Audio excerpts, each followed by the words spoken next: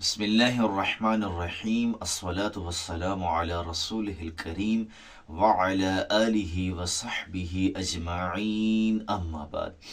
عزیزان گرامی قدر، محترم بھائیوں اور دوستوں، عقیدہ ختم نبوت اسلام کے بنیادی عقائد میں سے ہے۔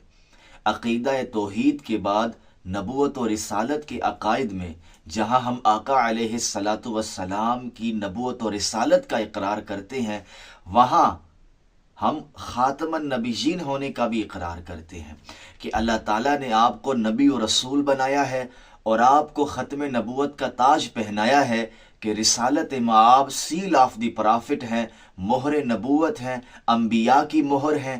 آپ پر اللہ تعالیٰ نے سلسلہ نبوت کو ختم فرما دیا ہے، مخاطبہ الہی کو ختم فرما دیا ہے، کشف و الہام کو ختم فرما دیا ہے۔ اب براہ راست اللہ تعالیٰ سے محسوس رابطے کی کوئی شکل باقی نہ رہی، اللہ تعالیٰ نے اس پر مہر لگا دی ہے۔ آیت ختم نبوت بھی اس پر شاہد ہے اور آقا علیہ الصلاۃ والسلام کے ارشادات بھی اس پر شاہد ہیں کہ حضور کے بعد اب کوئی خدا کا سفیر بن کر نہیں آئے گا۔ عالمی مجلس تحفظ ختم نبوت کے علماء قادیانیوں کے ساتھ مناظرے بھی کرتے ہیں، علمی ڈسکشن بھی کرتے ہیں، لیکن میں چند گزارشات کرنا چاہتا ہوں۔ ہمارے ہاں عرصہ دراز سے قادیانیوں کو مباہلے کا چیلنج کیا جا رہا ہے، اور صرف قادیانی نہیں، جب بھی کسی مخالف مسلک والے سے علمی طور پر بات سنبھالی نہ جا رہی ہو، دلائل کمزور پڑ جائیں، حالات سازگار نہ ہو، تو ہم مباہلے کا چیلنج دیتے ہیں، خود کو حق پر سمجھتے ہوئے۔ یہ بڑی جسارت ہے، بہت بڑی جسارت ہے کہ ہم اللہ رسول کے استحقاق کو اپنے دائرے میں استعمال کرنا چاہتے ہیں۔ میں صاحبان عقل سے مخاطب ہوں، صاحبان فراست سے مخاطب ہوں، آپ خود بتائیں مباہلہ کسے کہتے ہیں؟ یا اس طرح سے حق کی بات کرنا کہ میں ہی حق پر ہوں، یہ کس کا استحقاق ہے؟ اللہ کا، اور اللہ اپنے رسول کو جو حق دیتا ہے یہ اس کا استحقاق ہے۔ اب میں آپ لوگوں سے مخاطب ہوں، مباہلہ کسے کہتے ہیں؟ سورہ آل عمران کی وہ آیت نکال لیجئے، غالباً 61 نمبر آیت ہے، جس میں اللہ تعالیٰ نے مباہلہ بیان فرمایا ہے آقا علیہ السلام کو مخاطب کر کے، تم اپنے بیٹے لاؤ، یہ اپنے بیٹے لائیں، تم اپنی بیٹیاں لاؤ، یہ اپنی بیٹیاں لائیں، تم خود آ جاؤ، یہ خود آ جائیں، اور پھر مل کر سچے جھوٹوں پر لعنت بھیجے، یا جھوٹوں پر اللہ کی لعنت ہو۔ تو یہ غضب ہے خدا کا ان لوگوں پر جو رسول کے منکر ہوئے ہیں۔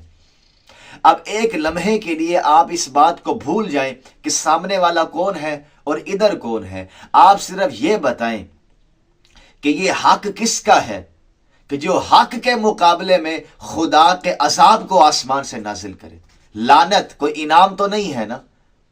اگر ہم پورے قرآن کا مطالعہ کریں اور رسولوں کی بعثت کے مقصد کو سٹڈی کریں قرآن میں، تو اللہ تعالیٰ ایک ہی بات کرتے ہیں کہ ہم نے رسالت کس لیے اتاری ہے، رسول بنا کر جس کو بھی بھیجا ہے، مقصد کیا ہے؟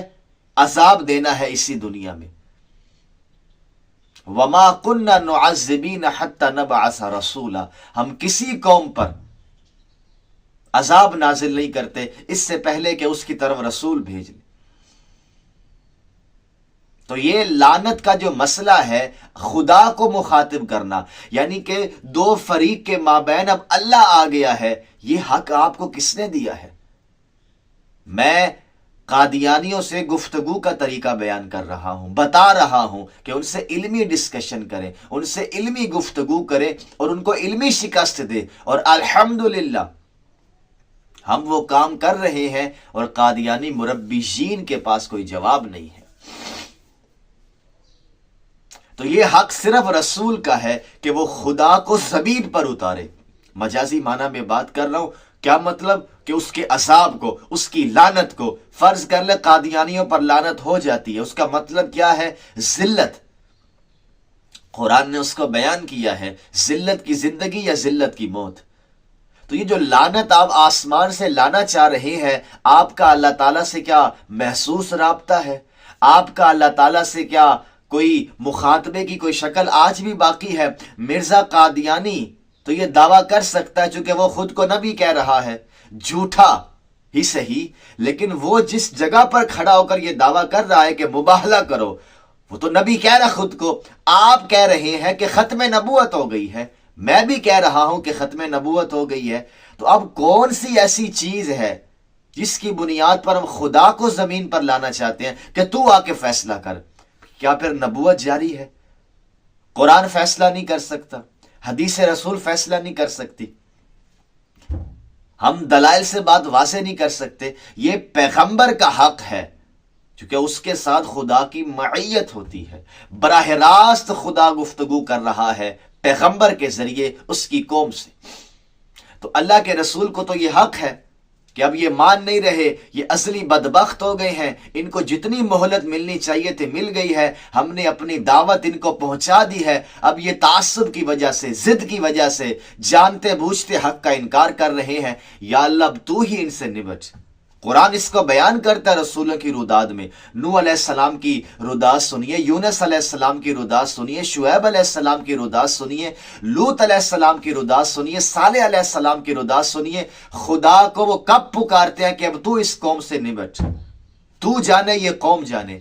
جب مہلت ختم ہو جائے، انذار کرتے کرتے اس نتیجے پر رسول پہنچ جائے خدا کے اذن سے کہ اب ان کو ہدایت نہیں مل سکتی، ان کی مہلت ختم ہو گئی ہے، ختم نبوت کے بعد کوئی بھی قوم، کوئی بھی جماعت، ہم یہ فیصلہ کر سکتے ہیں اس کی مہلت ختم ہو گئی ہے. ہم تو اپنے دائرہ علمی میں عاجز آ گئے نا کہ بھائی یہ تو سمجھ نہیں رہا یہ تو، اور ہم نے مباہلے کا اس کو چیلنج کر دیا. خدا کا خوف کرے، مباہلے کا حق صرف وقت کے رسول کو ہے. وہی خدا کے عذاب کی دھمکی دیتا ہے، لعنت کی دھمکی دیتا ہے کہ اگر تم نے بات نہیں مانی تو خدا کا عذاب آئے. لعنت سے مراد عذاب ہے نا، وہ کسی صورت میں بھی آ سکتا ہے.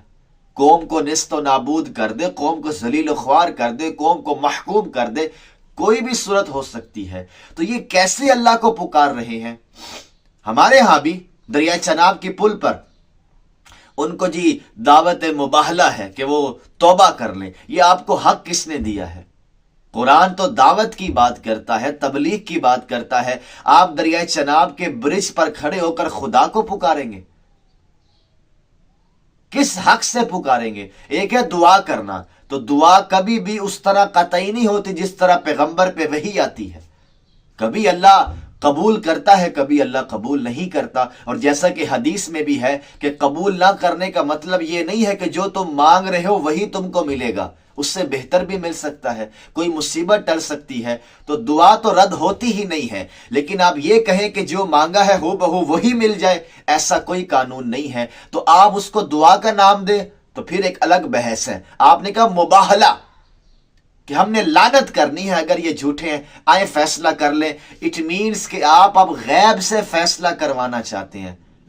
تو یہ آپ کیا کہنا چاہتے ہیں؟ کیا ختم نبوت کے بعد خدا سے رابطے کی کوئی شکل آج بھی باقی ہے؟ تو مرزے سے جھگڑا کیوں کر رہے ہیں آپ لوگ؟ رسول اللہ پر کس چیز کا خاتمہ آپ ثابت کر رہے ہیں؟ حضور پر کیا بند ہوا ہے؟ کھانا پینا بند ہو گیا ہے، بازار جانا بند ہو گیا ہے، نکاح کرنا بند ہو گیا. خاتم النبیین، مہر لگ گئی نبیوں پر. اس کا مطلب کیا ہے؟ مخاطبہ الہی کہ انسانوں سے بات کرنے کے لیے اللہ نے جس سلسلے کا آغاز سیدنا آدم سے کیا تھا، خاتم پر اختتام ہو گیا، محمد الرسول اللہ پر اختتام ہو گیا. اب اللہ براہ راست کسی انسان سے بات نہیں کرے گا، انسان کی مجال ہی نہیں ہے. سورۃ شورى میں اللہ نے وہ 3 طریقے بیان کیے ہیں نا. تو اب مہر لگ گئی مخاطبہ الہی پر، انسانوں سے گفتگو اللہ اب نہیں کرے گا. تو یہ کس اصول پر دریائے چناب کے برج پر جا کر ان کو مباہلے کا چیلنج کر رہے ہیں؟ مرزا تو خود کو نبی کہتا ہے، جھوٹا ہی صحیح، لیکن وہ حق تو استعمال کر رہے، حالانکہ حق نبی کو بھی اس طرح نہیں ہوتا. یہ رسول کا استحقاق ہے کہ وہ خدا کی دینونت کا اظہار اس دنیا میں کرتا ہے. مرزا بھی ایک لحاظ سے فارغ ہو گیا. تو یہ کیا عجیب بات ہے، ہم نے دین کو، دعوت کو ان لانتوں میں لینا ہے. علم کی بات کرے، دلیل سے بات کرے، اپنی نوجوان نسل کو ایجوکیٹ کرے، اور یہ مباہلے کی چیلنج کرنا چھوڑ دیں. ہم دلیل سے بات کریں. کیوں نہیں ہم اپنی نوجوان نسل کو ایجوکیٹ کرتے اور اس طرح سے جتھا بنا کر لشکر کی صورت میں ہم کیا روب جھاڑ لیں گے. باہر کے حالات دیکھیں, یورپ کنٹریز میں قادیانی کیا کر رہے ہیں, یہاں سے تو ہم نے ان کو نکال دیا ہے.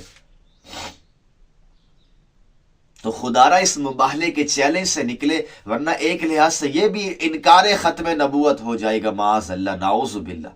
اللہ رحم فرمائے کہ یہ حق تو صرف رسول کو ہے کہ وہ منکرین پر خدا کی لعنت کا اظہار کر دے یا خدا کی لعنت کو ان پر نافذ کر دے. آپ اپنا حق ثابت کریں کہ آپ اتنے بڑے حق کے ماننے والے ہو گئے ہیں اور اپنے مخالف سے آپ اب جان نہیں چھڑا پا رہے یا اس کو شکست نہیں دے پا رہے, اب خدا کو بیچ میں لانا چاہتے ہیں.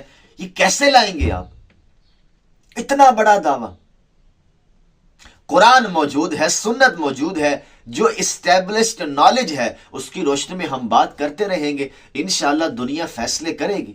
اگر امام اعظم ابو حنیفہ کی فقہی فکر آج آدھی سے زیادہ دنیا پر رائج ہے, کوئی تو ایسی بات تھی نا.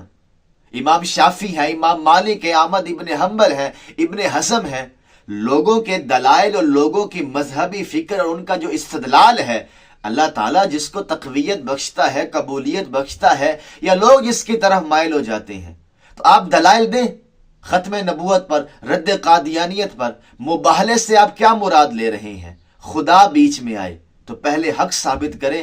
یہ آپ کیا دعویٰ لے کر بیٹھے ہیں؟ صرف خود کو نبی کہنے سے انسان نبی ہو جاتا ہے؟ اس طرح کے دعوے کرنے سے وہ کیا ہو رہا ہے؟ ختم نبوت ہو گئی ہے. کوئی الہام, کوئی کشف, کوئی مخاطبہ الہی, کچھ بھی نہیں ہے. اللہ تعالیٰ سے اب رابطے کی کوئی شکل باقی نہیں ہے.